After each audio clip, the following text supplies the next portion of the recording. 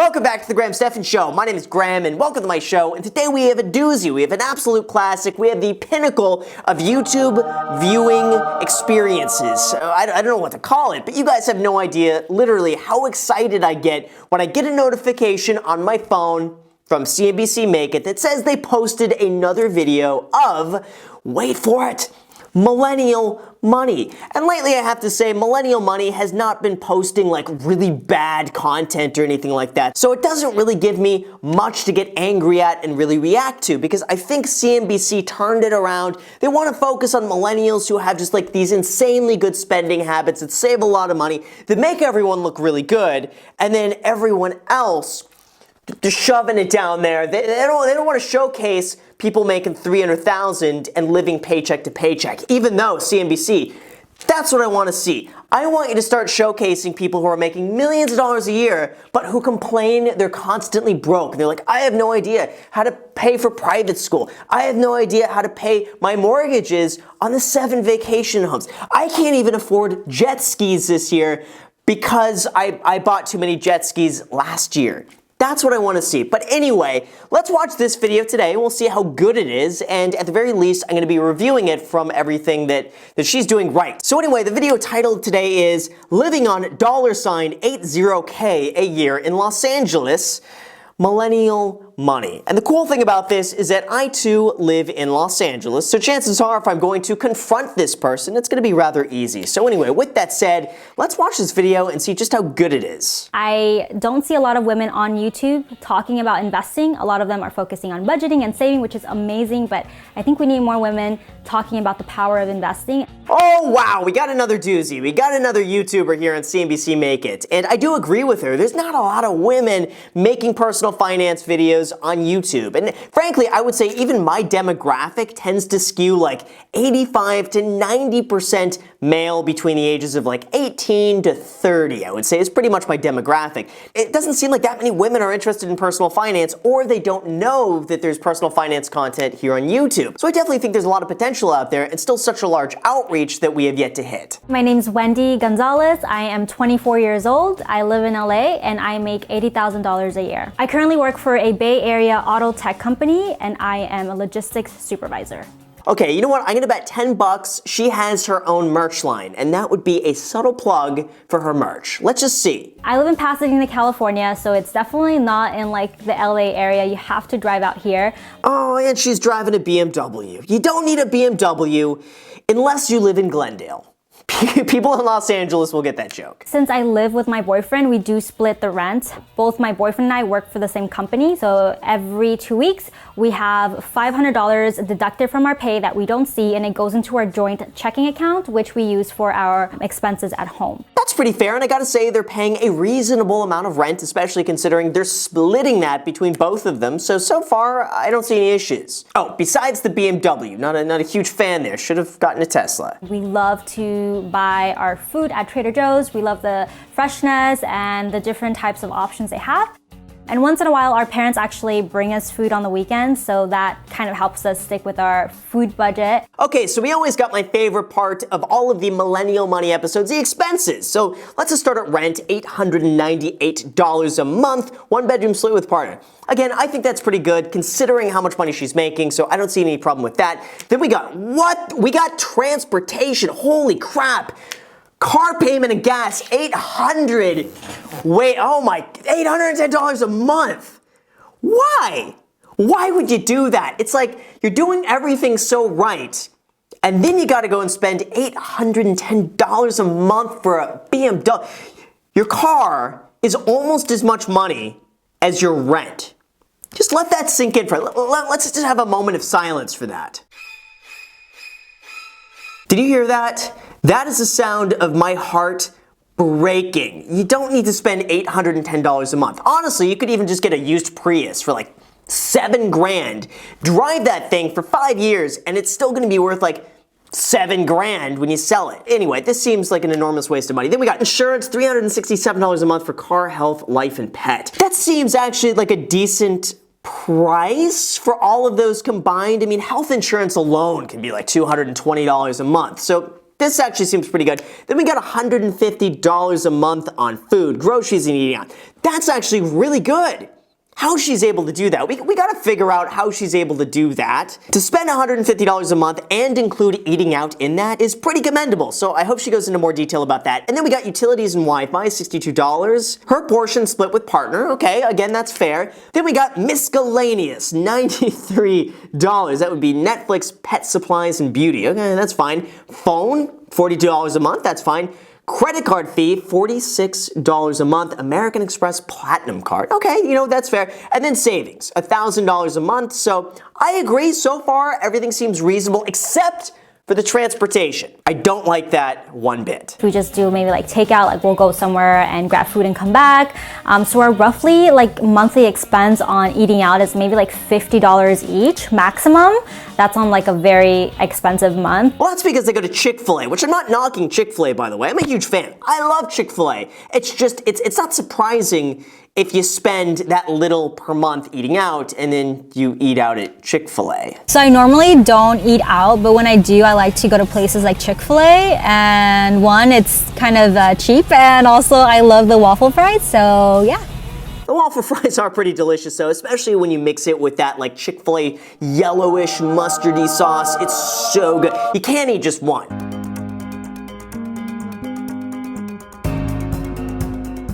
So every year I would apply to different opportunities to do research for UCLA. I did work study, so I worked at the library, and I think I earned like $12.50, and that just helped for like meals and expenses that I had to cover on my own. See, that's the way to do it. If you're going to be going to college, you may as well just go and get as many grants and scholarships as you possibly can. And that way, if it's free, there's really no downside to go and get your degree, get that out of the way, and then you can start making money afterwards without any debt. Recently, I was actually diagnosed with thyroid cancer. It's called papillary thyroid cancer. Back in August, I went in for my physical and I had an ultrasound done on my thyroid since I've been suffering from an autoimmune disease called hypothyroidism. The ultrasound did come back positive for a suspicious tumor, which after a biopsy, it was confirmed to be cancer. That's gotta be so rough, and that just goes to show you just how delicate life can be. No one has any idea what's gonna be happening in the future, and we all gotta be really thankful at this moment for just being able to be alive and for our health and just for the people around us. So it definitely makes you appreciate life, I think, a lot more, and for her to be able to go through that, I would say, is very brave. This is a monkey. Hello. You could tell she's a hustler. She's definitely putting in the time. She's doing everything she can to make some extra money. So far, just besides the car, everything she's doing is a perfect example of just like what to look up to. This is what everyone should be doing. I actually wake up pretty early, around 3:30 to 3:45 to start my class at 4 a.m. and my classes end typically at 6 a.m. and then from there, I get ready for my full-time job. She's not normal. She's got problems. She's got problems to wake up at 3:30 in the morning. I sometimes go to bed at 3:30 in the morning. So basically the time that like my head is hitting the pillow sometimes, she's just waking up. That's not right. I don't know, something is wrong. This is like when Skynet is about to take over. I don't know. It's hard to stay focused during the day, but I think that as someone who has a goal to invest money and save money, I'm definitely sacrificing my sleep right now so I can build my investment and savings accounts. That is the way to do it. I really believe it. Your 20s are a time for you to like put your head down, work nonstop, just make the most of it. And I really believe what you do between the ages of 18 and 30 can set yourself up for the rest of your life. Now I know I'm totally biased by saying that, but I believe it seems like a lot of people around the age of like 35 to 40, they just want to ease back a little bit, take things easier. I don't blame them. So that's why I believe while you have the energy, while you have the ambition and the motivation, that's the time where you can really just go head first into whatever you want to do, make the most of it, and she's doing that. I know that I release at least three videos every week, so if you want to get notified every time, make sure you hit the bell notification. Okay, first of all, she's got a black background. I love that. And what is that car in the background? It almost looks like a weird Tesla Model 3. I don't know. I like the black background. I mean, obviously I'm a fan of that, but make sure to subscribe if you haven't done that already. As she says, make sure to do that and hit the notification bell so YouTube notifies you anytime I post a video. And also get 2 free stocks down below in the description. Webull is going to give you 2 free stocks. You deposit $100 on the platform. One of those is valued up to $1,400. Just went off on a weird tangent there, but make sure to get those 2 free stocks. Don't miss out on those. So the goal with my YouTube channel is to eventually be able to have enough income from that to essentially live off YouTube income and also pursue my MBA. I would love to make YouTube videos and be a business student at the same time. So that is the long-term goal. All right, well, good luck. You know what? I'm going to be subscribing, so I'll keep an eye on this, so you better keep up with it. YouTube is definitely such a fun career. It's life-consuming when you get into it, but there's really nothing else like it where you want to go and like be yourself and just have fun with it and be fully creative. Like for me, this is my outlet where I get to be myself and just talk to a camera alone in my garage and just have so much fun doing that, and then spending like hours editing afterwards. And then people sometimes dislike my video. But besides that, it's a lot of fun.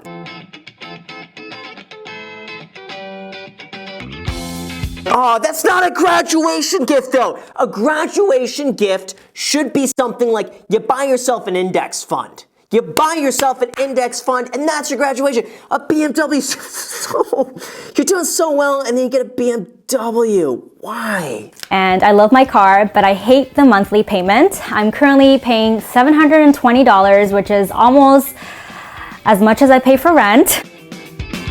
Oh geez, I would dump the car. I mean, here's the thing, you're gonna drive that car for a few years and within like 2 years, it's gonna already lose like 35% of its value. I mean, I just don't get it. For something like that, it may have been better, let's just say, to lease a BMW. Oh, you know what? If anyone is interested in doing that, just go to Swap-A-Lease. Swap-A-Lease.com is one of those lease takeovers that you could take over someone else's payment, no money down. You inherit basically whatever they're paying, and that way you could drive a BMW and hopefully use that as a tax write-off, and then you hand the car back, and it's someone else's problem to deal with all of the depreciation. But at least that way you get it out of your system. You're not owning a car like this. Ugh. The goal is to pay it off in a year to a year and a half so that I can have the freedom to start looking for a home. That sucks though, that a BMW holds you back from the freedom to go and find a house. I mean, sell the car. But again, you know what, I've said too much about it. Let's move on. I regret buying the BMW because it is a nice car, it drives amazing, it looks great, but I don't really need that type of car in my life. I think it was an ego thing. Because I did graduate debt-free, I felt like I deserved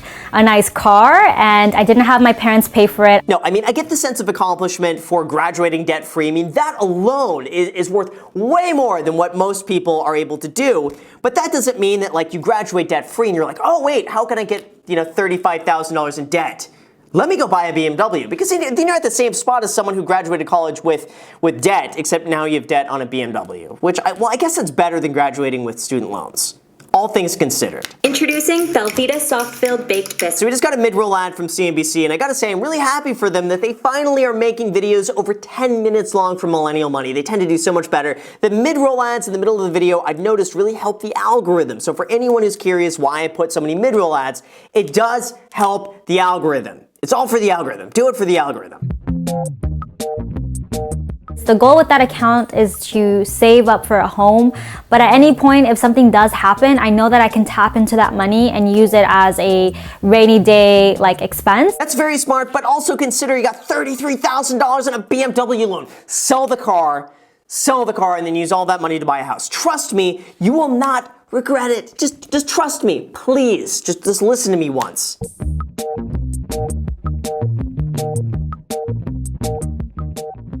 I love the idea of knowing that the money I'm investing in my retirement account will grow tax-free, which means when I hit age 65 and I decide to withdraw that money, I will not have to owe a penny to the IRS. Okay, overall I agree with that. I'm more of a fan of the Roth IRA than I am the 401k, especially if you think you're going to be making more money in the future. And I think with her income right now, it probably makes sense to do the Roth IRA over the 401k. So that I agree with. I think I have beginner's luck, but I honestly don't know if it was like my timing.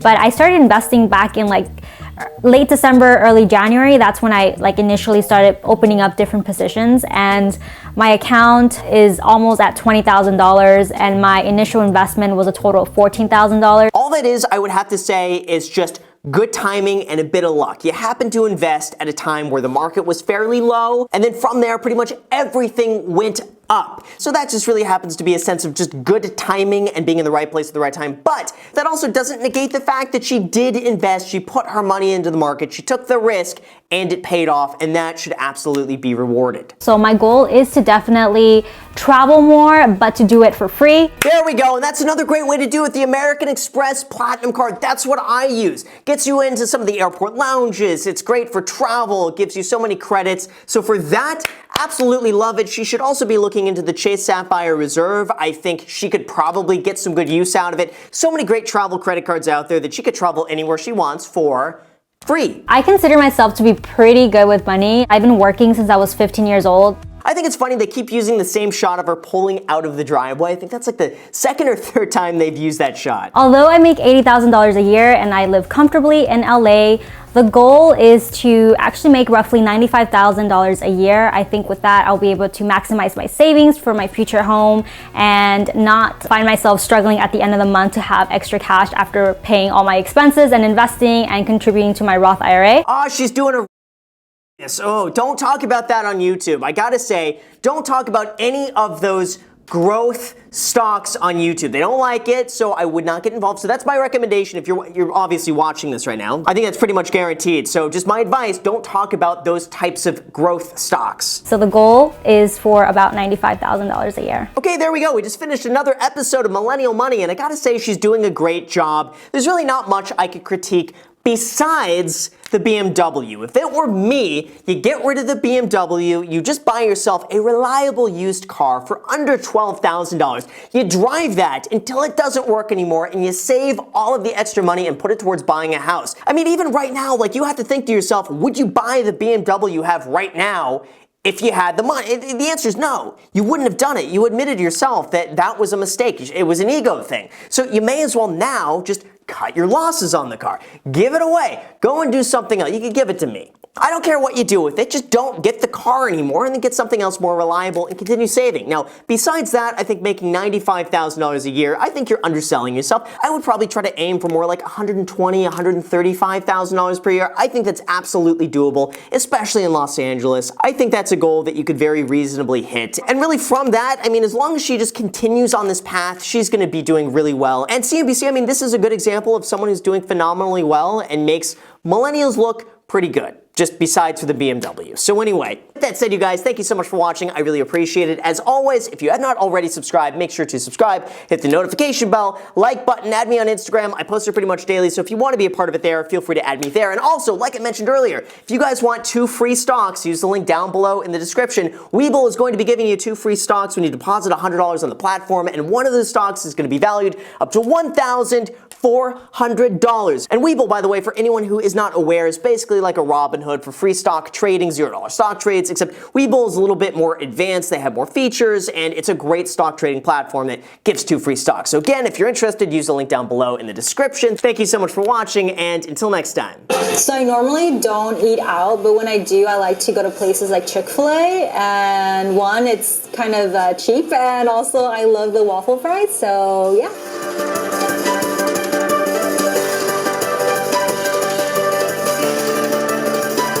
Graduating debt-free felt amazing. I did not have anything to worry about. I was able to just, jumpstart my career. Recently, I was actually diagnosed with thyroid cancer. It's called papillary thyroid cancer. Back in August, I went in for my physical and I had an ultrasound done on my thyroid since I've been suffering from an autoimmune disease called hypothyroidism. The ultrasound did come back positive for a suspicious tumor, which after a biopsy, it was confirmed to be cancer. Oh.